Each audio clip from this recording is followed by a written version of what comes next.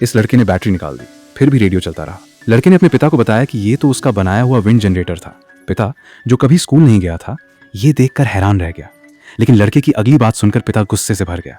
लड़के ने कहा कि अगर टरबाइन को बड़े ब्लेड लगा दिए जाएं तो वो एक ज्यादा शक्तिशाली जनरेटर बना सकता है जो जमीन से पानी खींच सकेगा और सारी फसलों की सिंचाई हो पाएगी। लेकिन इसके लिए उसे जनरेटर की बेयरिंग बनाने के लिए एक साइकिल चाहिए थी। पिता को यह आइडिया बेतुका लगा। अगर काम न हुआ तो उनकी इकलौती साइकिल भी हाथ से चली जाएगी। इसलिए पिता ने लड़के की इस अव्यावहारिक सोच पर रोक लगा दी। उस दिन के बाद लड़के को स्कूल छोड़कर हर दिन अपने पिता के साथ खेतों में काम करना पड़ा। उनकी जिंदगी में कोई बदलाव नहीं आया। सूखे ने जमीन को दरारों से भर दिया था और बिना पानी के कोई भी फसल नहीं उग सकती थी। मक्के की मामूली सी फसल अगली गर्मी तक भी नहीं टिक पाती। पिता को मजबूरन अपनी हर कीमती चीज बेचकर अनाज का इंतजाम करना पड़ा।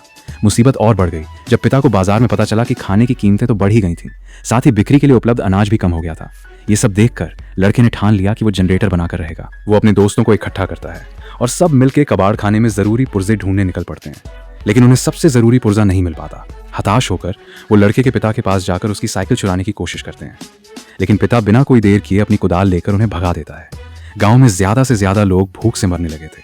यहाँ तक कि लड़के का बरसों पुराना पीला कुत्ता भी मर गया। अगर कुछ नहीं किया गया तो सब भूख से तड़प तड़प कर मर जाएंगे। तभी पिता को अपने बेटे की सलाह याद आती है। वो अपने बेटे के पास जाता है, पहले उससे इतना सख्त होने के लिए माफी मांगता है, फिर उसे अपना पूरा सहयोग देने का वादा करता है। जनरेटर बनाने के लिए जो भी चाहिए वो हर मुमकिन कोशिश करेगा। उस दिन से उनका रिश्ता फिर से जुड़ जाता है और लड़का दिन रात अथक मेहनत से जनरेटर पर काम करने लगता है। पूरे गांव की मदद से वो विंडमिल का ढांचा तैयार करते हैं।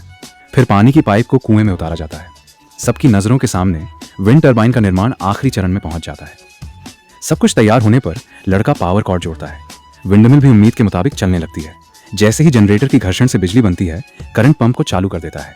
ये विंडमिल पूरे गांव की उम्मीदों को अपने साथ लिए हुए थी। अचानक पंप के चलने की आवाज सबका ध्यान खींच लेती है। इसका मतलब था कि जनरेटर काम कर रहा है। फिर पाइप से साफ पानी की एक धार फूट पड़ती है। यही तो उनकी जिंदगी का स्रोत था। आखिरकार अब उन्हें पानी की कमी की चिंता नहीं करनी पड़ेगी। पिता बिना देर किए तुरंत बीज बोना शुरू कर देना चाहता है।